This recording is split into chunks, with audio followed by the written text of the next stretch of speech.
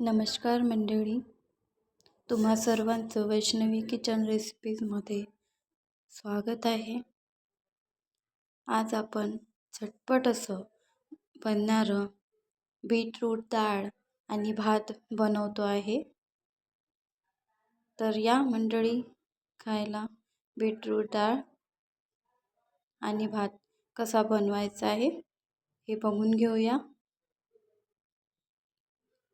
यासाठी लागणार आपल्याला साहित्य: कुकर, त्यासाठी डाळ आणि तांदूळ स्वच्छ 2-3 पाण्याने निथळून घेतलेले आहे, धुवून घेतलेले आहे आणि कुकरला लावती आहे. त्या भातामध्ये मीठ चवीनुसार आणि थोडं तेल घालायचं आहे आणि कुकर गॅसवरती ठेवायचा आहे.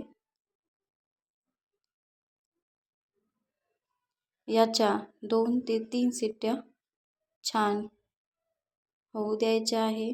त्यानंतर कुकर बाजूला ठेवून फोडणीची तयारी करायची आहे. त्यासाठी मिरची, कांदा, टोमॅटो, शेंगदाणे, बीट घेतलेले आहे आणि लसूण ठेचून घेतलेला आहे.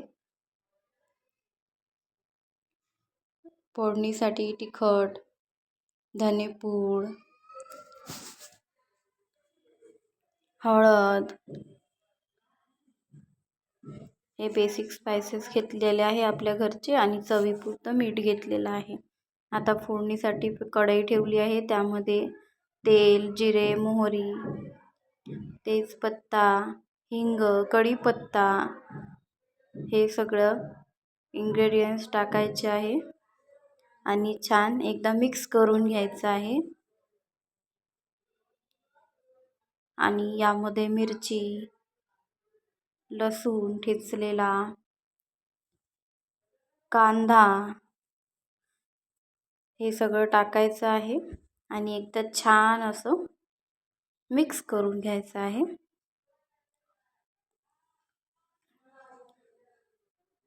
थोडासा मॉइश्चर निघून जाईल एवढा आपल्याला कांदा शिजवून घ्यायचा आहे.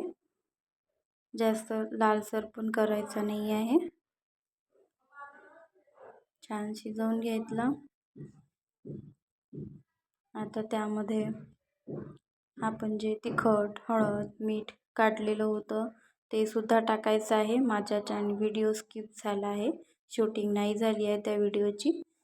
आणि टमाटर वगैरे सगळं टाकून घ्यायचं आहे आणि छान 2-3 मिनटं टमाटर मऊ पडू द्यायचे आहे. त्यानंतर याच्यामध्ये बीट टाकायचा आहे, तो सुद्धा टाकून छान 5 मिनटं परतून घ्यायचा आहे आणि छान झाकण ठेवून शिजू द्यायचं आहे.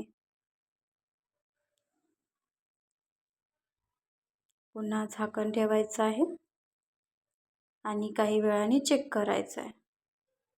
त्यानंतर त्याच्यामध्ये डाळ टाकलेली आहे. ही डाळ आपल्या कन्सिस्टन्सीनुसार चेक करायची आहे. कोणाला पातळ हवी तर पातळ आणि घट्ट हवी तर घट्टसुद्धा करू शकता. यानंतर डाळ झालेली आहे, सर्व करायला घ्यायची. भात गरमागरम आणि त्याच्यावरती बीटरूट डाळ गरमागरम घ्यायची आहे आणि वरून साजूक तूप असं त्यावरती घ्यायचं आहे. तर कशी वाटली रेसिपी मंडळी सांगा आणि याच खायला